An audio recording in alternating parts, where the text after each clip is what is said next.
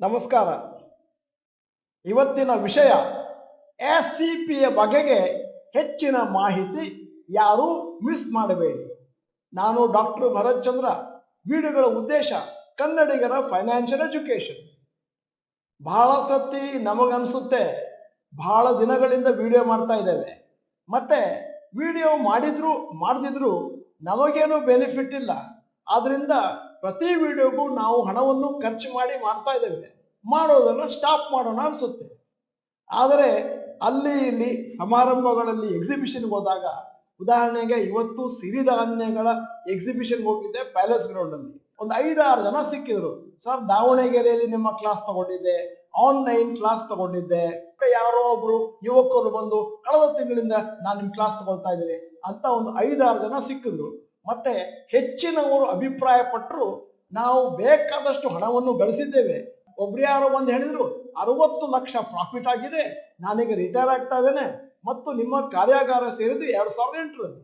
ಹಾಗೆ ಜನ ಹೇಳಬೇಕಾದ್ರೆ ನಮಗೆ ಸಂತೋಷ ಆಗುತ್ತೆ. ಜನರು ಇದರಿಂದ ಉಪಯೋಗ ಪಡ್ಕೊಳ್ತಾರೆ ಅಂತಂದ್ರೆ ನಮಗೆ ಸ್ವಲ್ಪ ಖರ್ಚಾದ್ರೂ ಪರವಾಗಿಲ್ಲ, ಮತ್ತೆ ನಮಗೆ ಸ್ವಲ್ಪ ಸಮಯ ವ್ಯಯ ಆದ್ರೂ ಪರವಾಗಿಲ್ಲ. ಇಂತಹ ವಿಡಿಯೋಗಳನ್ನು ಕಂಟಿನ್ಯೂ ಮಾಡಬೇಕು. ಅದರ ಬಗ್ಗೆ ನಿಮ್ಮ ಅಭಿಪ್ರಾಯವನ್ನು ದಯವಿಟ್ಟು ನೀವು ನಮ್ಮ ಚಾಟ್ ಬಾಕ್ಸ್ ನಲ್ಲಿ ಕೂಡ ವ್ಯಕ್ತಪಡಿಸಿ. ಇವತ್ತಿನ ವಿಷಯ ಎಸ್ ಸಿ ಪಿ ಬಗ್ಗೆ. ಯಾರಾದರೂ ಷೇರು ಮಾರುಕಟ್ಟೆಯಿಂದ ನಿಶ್ಚಯವಾಗಿ ಖಚಿತವಾಗಿ ಪ್ರಾಫಿಟ್ ಮಾಡಲೇಬೇಕು ಅಂತಿದ್ರೆ ಎಸ್ ಸಿ ಪಿ ಒಂದು ಒಳ್ಳೆಯ ವಿಧಾನ. ಡಾಕ್ಟರ್ ಭರತ್ ಚಂದ್ರ ಗ್ರಾಜ್ಯುಯೇಟ್ಸ್ಗೆ ಎಸ್ ಸಿ ಪಿಯ ಬಗೆಗೆ ಆರೆದು ಕುಡಿಸಿದ್ದೇವೆ, ಎಲ್ಲರಿಗೂ ಗೊತ್ತು. ಹೆಚ್ಚಿನವರು ಕರ್ನಾಟಕದಲ್ಲಿ ಎಸ್ ಸಿ ಪಿ ಮಾಡ್ತಾ ಇರೋದೇ ನಮ್ಮ ಮೋಟಿವೇಶನ್ ಮೇಲೆ. ನಾನು ನೋಡಿದ ಹಾಗೆ ಕರ್ನಾಟಕದಲ್ಲಿ ಡಾಕ್ಟರ್ ಭರತ್ ಚಂದ್ರ ಗ್ರಾಜ್ಯುಯೇಟ್ಸ್ ಮತ್ತೆ ಹೆಚ್ಚಿನ ಸಂಖ್ಯೆಯಲ್ಲಿ ಒಂದಷ್ಟು ಏಕಲವ್ಯರಿದ್ದಾರೆ.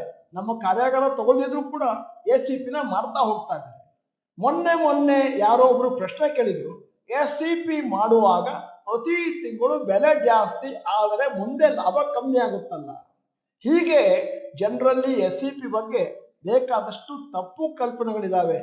ಒಂದೇ ಶೇರ್ ತಗೊಳ್ಳ, ಇಲ್ಲ ತಿಂಗಳು ಹಾಕ್ಲೇಬೇಕಾ, ಇಲ್ಲ 5 ವರ್ಷ ಕಂಟಿನ್ಯೂಸ್ ಹಾಕ್ಲೇಬೇಕಾ, ಮತ್ತೇನಾದ್ರೂ 1 ತಿಂಗಳು ನಿಂತೋದ್ರೆ ಏನಾಗುತ್ತೆ, ಇತ್ಯಾದಿ ಇತ್ಯಾದಿ. ಅದಕ್ಕೋಸ್ಕರ ಇವತ್ತು ಎಸ್ ಸಿ ಪಿ ಬಗ್ಗೆ ಜಾಸ್ತಿ ಮಾಹಿತಿ ಕೊಡೋಣ ಅಂತ ವಿಶೇಷವಾದ ವಿಡಿಯೋ ಮಾಡಿದ್ದೇನೆ. ನನ್ನ ಸಲಹೆ, ದಯವಿಟ್ಟು ವಿಡಿಯೋನ ನೀವು ಎಲ್ಲಾ ಸ್ನೇಹಿತರಿಗೂ ಫಾರ್ವರ್ಡ್ ಮಾಡಿ. ಇಂತಹ ವಿಡಿಯೋಗಳು ಬಂದಾಗ ಅದನ್ನು ನೀವು ಶೇರ್ ಮಾಡೋದ್ರಿಂದ ಎಲ್ಲಾ ಕನ್ನಡಿಗರಿಗೂ ಅನುಕೂಲ ಆಗುತ್ತೆ ಅಂತಂದ್ರೆ ಮುಂದೆ ನಿಮಗೆ ಪುಣ್ಯ ಬರುತ್ತೆ. ನೀವು ಡಾಕ್ಟರ್ ಭರತ್ ಚಂದ್ರ ಇನ್ಸ್ಟಿಟ್ಯೂಟ್ ಕನ್ನಡ ಚಾನಲ್ ಮೆಂಬರ್ ಅಲ್ಲ ಅಂತಂದ್ರೆ ಇದೀಗ ಸಮಯ ಸಬ್ಸ್ಕ್ರಿಪ್ಷನ್ ಬಟನ್ ಬೆಲ್ ಐಕಾನ್ ಒತ್ತಿ. ವಿಡಿಯೋ ಚೆನ್ನಾಗಿದ್ರೆ ಲೈಕ್ ಬಟನ್ ಒತ್ತಿದ್ರೆ ನಮಗೆ ಪ್ರೋತ್ಸಾಹ ಕೊಟ್ಟ ಹಾಗೆ. ಮತ್ತೆ ನಮಗೆ ಬೆನ್ ತಟ್ಟಬೇಕು ಅಂತಂದ್ರೆ ವಿಡಿಯೋನ ಕನಿಷ್ಠ ಪಕ್ಷ ಒಂದು 50 ಜನಕ್ಕಾದ್ರೂ ಫಾರ್ವರ್ಡ್ ಮಾಡಿ, ಮತ್ತೆ ವಿಡಿಯೋನ ಆದಷ್ಟು ವೈರಲ್ ಮಾಡಿ. ನಮ್ಮ ಚಾನೆಲ್ ಇಂದ ನಾವು ಲಕ್ಷಾಂತರ ಜನರನ್ನು ಎಸ್ ಸಿ ಪಿ ಮಾಡಲಿಕ್ಕೆ ಮೋಟಿವೇಶನ್ ಕೊಡ್ತಾ ಇದ್ದೇವೆ. ಆದ್ದರಿಂದ ಇವತ್ತು ನಿಮ್ಮ ಎಲ್ಲಾ ಸ್ನೇಹಿತರಿಗೂ ನಿಮಗೂ ಒಂದಷ್ಟು ಡೀಟೇಲ್ಸ್ ಸಿಕ್ಲಿ ಅಂತೇಳಿ ಎಸ್ ಸಿ ಪಿಯ ಬಗ್ಗೆ ಮಾತಾಡಿದ್ದೇನೆ. ಮೊದಲನೇದಾಗಿ ಎಸ್ ಸಿ ಪಿ ಅಂದ್ರೆ ಏನು? ಒಂದು ನಿರ್ದಿಷ್ಟವಾದ ಮೊತ್ತವನ್ನು ನಿರ್ದಿಷ್ಟವಾದ ದಿನಾಂಕದಂದು ನಿರ್ದಿಷ್ಟವಾದ ಸೆಟ್ ಆಫ್ ಷೇರುಗಳಲ್ಲಿ ಹಾಕುವುದಕ್ಕೆ ಎಸ್ ಸಿ ಪಿ ಅಂತಾರೆ. ನಿರ್ದಿಷ್ಟವಾದ ಸೆಟ್ ಆಫ್ ಮ್ಯೂಚುವಲ್ ಫಂಡ್ಗಳಲ್ಲಿ ಹಾಕೋದಕ್ಕೆ ಎಸ್ ಐ ಪಿ ಅಂತಾರೆ. ಎಸ್ ಐ ಪಿ ಅಂದ್ರೆ systematic investment plan, S E P ಅಂತಂದ್ರೆ ಸಿಸ್ಟಮ್ಯಾಟಿಕ್ ಈಕ್ವಿಟಿ ಪ್ಲಾನ್. ಅಂದರೆ ನೀವೇನಾದರೂ ಕರೆಕ್ಟ್ ಆಗಿ ಮಾಡ್ತೇನೆ ಅಂತಂದ್ರೆ ಇದರಲ್ಲಿ ಬೇಕಾದಷ್ಟು ಲಾಭ ಇದೆ. ಈಗ ಎರಡನೇ ವಿಚಾರ, ನಾವು ಎಸ್ ಸಿ ಪಿ ಮಾಡಬೇಕಾದ್ರೆ ಒಂದೇ ಶೇರಲ್ಲಿ ಮಾಡಬೇಕು, ಇಲ್ಲ ಒಂದು ಸಣ್ಣ ಬಾಸ್ಕೆಟ್ ಆಫ್ ಶೇರ್ಸ್ ಅನ್ನು ಮಾಡಬೇಕು. ನಾವು ನಮ್ಮ ಕಾರ್ಯಾಗಾರಗಳಲ್ಲಿ ಹೇಳೋದೇನು ಅಂತಂದ್ರೆ, ನೀವು ಪ್ರತಿ ತಿಂಗಳು ಹಾಕೊಂಡು ಹೋಗ್ತೀನಿ ಅಂತಂದ್ರೆ ಒಂದೇ ಶೇರಲ್ಲಿ ಹಾಕಬೇಡಿ. ಯಾಕಂದ್ರೆ ಒಂದೇ ಶೇರ್ನಲ್ಲಿ ಹಾಕಿ ಆ ಶೇರ್ ಮುಂದಿನ ದಿನಗಳಲ್ಲಿ ಏನಾದ್ರು ಕಾಯಿಲೆ ಬಿದ್ರೆ ನಿಮ್ಮ ದುಡ್ಡು ಕಮ್ಮಿ ಆಗುತ್ತೆ, ಬರೋ ಪ್ರಾಫಿಟ್ ಕೂಡ ಕಮ್ಮಿ ಆಗುತ್ತೆ, ಮತ್ತೆ ನಿಮಗೆ ಡಿಪ್ರೆಷನ್ ಬರ್ಬೋದು. ಅದರಿಂದಾಗಿ ನನ್ನ ಸಲಹೆ, ನೀವು 8ರಿಂದ 10 ಕ್ಷೇತ್ರಕ್ಕೆ ಸಂಬಂಧಿಸಿದ 8ರಿಂದ 10 ಮುಂಚೂಣಿಯಲ್ಲಿರುವ ಷೇರುಗಳಲ್ಲಿ ಹಾಕೊಂಡೋಗಿ. ಅದಕ್ಕೆ ನಾವು ಡೈವರ್ಸಿಫಿಕೇಶನ್ ಅಂತ ಕರಿತೇವೆ ಮತ್ತು ರಿಸ್ಕ್ ಮ್ಯಾನೇಜ್ಮೆಂಟ್ ಅಂತಲೂ ಕರಿತೇವೆ. ಈಗ ಜನರಲ್ಲಿರುವಂತಹ ಡೌಟು, ಎಸ್ ಸಿ ಪಿಯಲ್ಲಿ ಚಾನ್ಸ್ ಇದೆಯಾ ಲಾಸ್ ಆಗೋದಕ್ಕೆ? ಎಸ್ ಸಿ ಪಿಯಲ್ಲಿ ಹಣವನ್ನು ಕಳ್ಕೊಳ್ಳುವಂತ ಚಾನ್ಸು ಭಾರಿ ಕಮ್ಮಿ. ನೀವೇನಾದ್ರೂ ಎಸ್ ಸಿ ಪಿನ ಫಂಡಮೆಂಟಲಿ ವೀಕ್ ಕಂಪನಿಗಳಲ್ಲಿ ಹಾಕಿದ್ರೆ ಆವಾಗ ನಿಮಗೆ ಲಾಸ್ ಆಗ್ಬೋದು. ಎಸ್ ಸಿ ಪಿನ ನೀವೇನಾದ್ರೂ 2-3 ವರ್ಷ ಮಾತ್ರ ಹಾಕಿದ್ರೆ ಆವಾಗಲೂ ಒಂದಷ್ಟು ಚಾನ್ಸ್ ಇದೆ ಲಾಸ್ ಆಗೋದಕ್ಕೆ. ಆಮೇಲೆ ನೀವು SCPನ ಫಂಡಮೆಂಟಲಿ ಸ್ಟ್ರಾಂಗ್ ಶೇರುಗಳಲ್ಲಿ ಹಾಕಿ 6 ರಿಂದ 7 ವರ್ಷ ಇಟ್ಕೋತೀನಿ ಅಂತಂದ್ರೆ ಗ್ಯಾರಂಟಿಯಾಗಿ ಪ್ರಾಫಿಟ್ ಆಗೇ ಆಗುತ್ತೆ. ಆದರೆ ಸಾಮಾನ್ಯವಾಗಿ ಇನ್ನೊಂದು ಡೌಟ್ ಬರುತ್ತೆ, ನಾವೇನಾದ್ರೂ ಲಂಸಮ್ ಹಾಕಿದ್ವಿ, ಲಂಸಮ್ ಹಾಕಿದ್ರೆ ಕೆಲವೊಮ್ಮೆ 2-3 ವರ್ಷ ಕೂಡ ಲಾಸ್ ಆಗ್ಬೋದು ಮಾರುಕಟ್ಟೆ ಮೇಲಕ್ಕೆ ಹೋಗದೇ ಇದ್ದರೆ. ಆದರೆ SCPಲಿ ಚಾನ್ಸ್ ಆಫ್ ಲಾಸ್ ಬಹಳ ಕಮ್ಮಿ. ಈಗ ಮುಂದಿನ ವಿಷಯ, SCP ಯಾಕೆ ಇಷ್ಟೊಂದು ಜನಪ್ರಿಯ ಆಗಿದೆ? SCP ಬಹಳ ಕನ್ವೀನಿಯಂಟ್. ಯಾಕಂದ್ರೆ ನಿಮಗೆ ಸಂಬಳ ಬರುವುದು ತಿಂಗಳಿಗೊಮ್ಮೆ, ನೀವು SCPಲಿ ಹಣವನ್ನು ಕಟ್ಟೋದು ತಿಂಗಳಿಗೊಮ್ಮೆ, ಅದು ನಿಮ್ಮ ಉಳಿತಾಯದ ಹಣದಲ್ಲಿ. ನಿಮ್ಮ ಹತ್ರ ದೊಡ್ಡ ಮೊತ್ತದ ಹಣ ಇರಬೇಕು ಅಂತೇನಿಲ್ಲ. SCPನ ನೀವು 500 ರೂಪಾಯಿ 1000 ರೂಪಾಯಿನೂ ಪ್ರಾರಂಭ ಮಾಡ್ಬೋದು. ಹಾಸಿಗೆ ಇದ್ದಷ್ಟು ಕಾಲ್ ಚಾಚ್ಬೋದು, ನಿಮ್ಮ ಆದಾಯಕ್ಕೆ ತಕ್ಕಂತೆ ಹಾಕ್ಬೋದು. ಮತ್ತೆ SCP ಅಮೌಂಟನ್ನ ಕಮ್ಮಿ ಜಾಸ್ತಿ ಕೂಡ ಮಾಡ್ತಾ ಹೋಗ್ಬೋದು. ಮತ್ತೆ 1 ತಿಂಗಳು ಬಿಟ್ರೆ ಆ ತಿಂಗಳನ್ನ ಅದರ ಮುಂದಿನ ತಿಂಗಳು ಕೂಡ ಕಟ್ಕೊಂಡು ಹೋಗ್ಬೋದು. ಒಮ್ಮೆ ನಿಂತೋಯ್ತು ಅಂತಂದ್ರೆ ಪರ್ಮನೆಂಟ್ ಆಗಿ ನಿಂತೋಯ್ತು ಅಂತಲ್ಲ. ಅದಾದ್ಮೇಲೆ ನೀವು SCPನ ಕೊನೆಯಲ್ಲಿ ರಿಟೈರ್ಮೆಂಟ್ ಟೈಮ್ನಲ್ಲಿ SWP ಮಾಡ್ಬೋದು, ಸಿಸ್ಟಮ್ಯಾಟಿಕ್ ವಿಡ್ರಾಲ್ ಪ್ಲಾನ್. ಇವತ್ತು ನೀವೇನಾದ್ರೂ 5,000 ಹಾಕೊಂಡು ಹೋಗ್ತೀನಿ ಅಂತಂದ್ರೆ ರಿಟೈರ್ಮೆಂಟ್ ಟೈಮ್ನಲ್ಲಿ ಬಹುಶಃ ನೀವು SWPನ ಒಂದು 60-70 ಸಾವಿರವರೆಗೂ ಪೆನ್ಷನ್ ತರ ನಿರೀಕ್ಷೆ ಮಾಡ್ಬೋದು. ಈಗ SCP ಮಾಡುವುದು ಹೇಗೆ? ಇದೊಂದು ಪ್ರಶ್ನೆ ಬಹಳ ಜನ ಕೇಳುವಂತಹದ್ದು ನಮ್ಮ ಎಲ್ಲ ಏಕಲವ್ಯರು. ಈಗ ನಿಮ್ಮ ಹತ್ರ 5,000 ರೂಪಾಯಿ ಇದೆ ಉಳಿತಾಯದ ಹಣ ಪ್ರತಿ ತಿಂಗಳು. ಇದು ನೀವು ಬಹಳ ಅನಾಯಾಸವಾಗಿ ಉಳಿಸುವಂತಹ ಹಣ. ಈ 5,000 ರೂಪಾಯಿಯನ್ನು ನೀವು ಕಳ್ಕೊಳ್ಳಿಕ್ಕೂ ರೆಡಿ ಇದ್ದೀರಿ ಅಂತಂದ್ರೆ, ನಾನು ಹೇಳೋದು ಕಳೆದು ಹೋಗುತ್ತೆ ಅಂತಲ್ಲ, ಕಳ್ಕೊಳ್ಳಿಕ್ಕೂ ರೆಡಿ ಇದ್ದೀನಿ ಅಂತ ಅನ್ನುವಂತ ಸ್ಮಾಲ್ ಅಮೌಂಟ್ ಅನ್ನ ನೀವು ಷೇರುಗಳಲ್ಲಿ ಹಾಕಬೇಕು.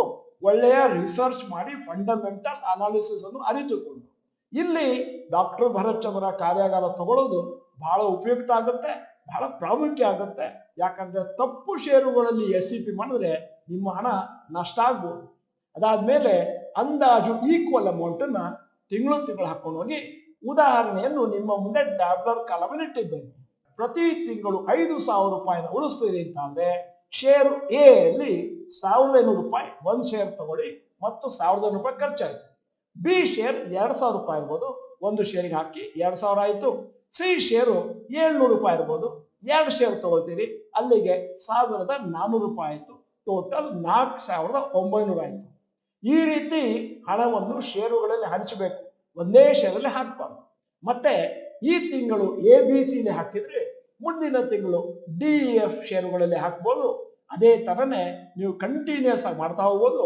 ಕರೆಕ್ಟ್ ಆಗಿ 4,900 ಆಗುತ್ತೆ ಅಂತ ಗ್ಯಾರಂಟಿ ಇಲ್ಲ.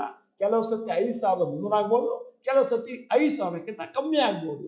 ಆದ್ದರಿಂದ ಹಾಕ್ತಾ ಹೋದ್ರೆ ಮುಂದೆ ನಿಮ್ಮ ಇನ್ವೆಸ್ಟ್ಮೆಂಟ್ ಬಜೆಟ್ಗೆ ಸರಿಯಾಗಿ ಹಾಕ್ಲಿಕ್ಕಾಗುತ್ತೆ.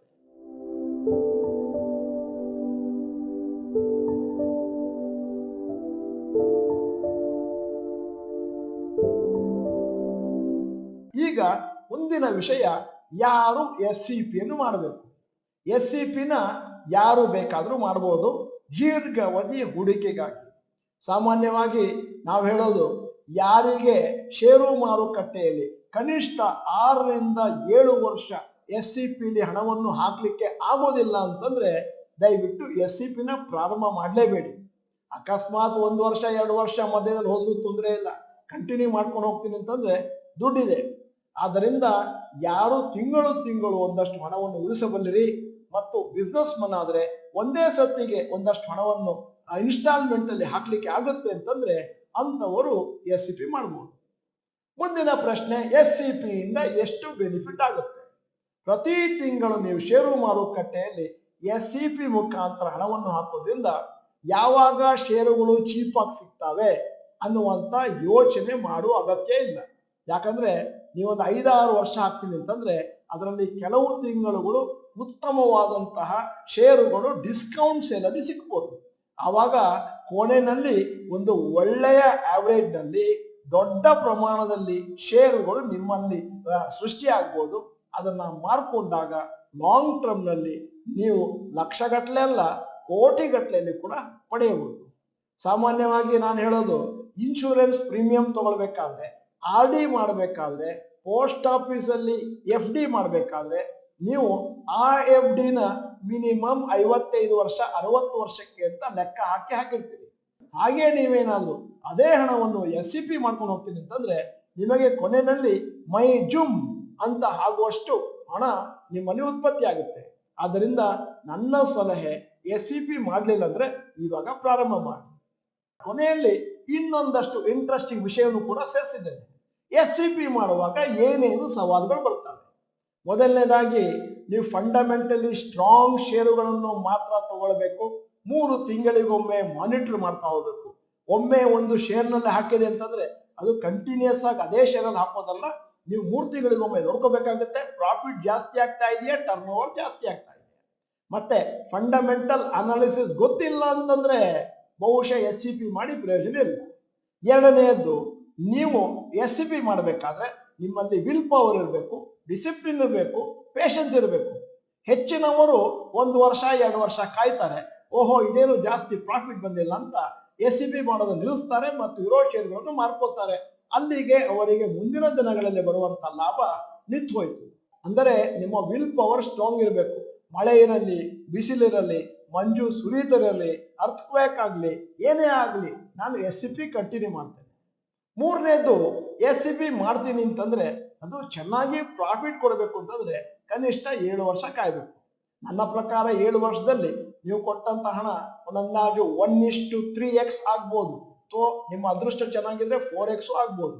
ಇಷ್ಟು ಹಣವನ್ನು ನೀವು ಬೇರೆ ಎಲ್ಲಿಯೂ ನಿರೀಕ್ಷೆ ಮಾಡ್ಲಿಕ್ಕೆ ಆಗೋದಿಲ್ಲ, ಇನ್ಕ್ಲೂಡಿಂಗ್ ರಿಯಲ್ ಎಸ್ಟೇಟ್.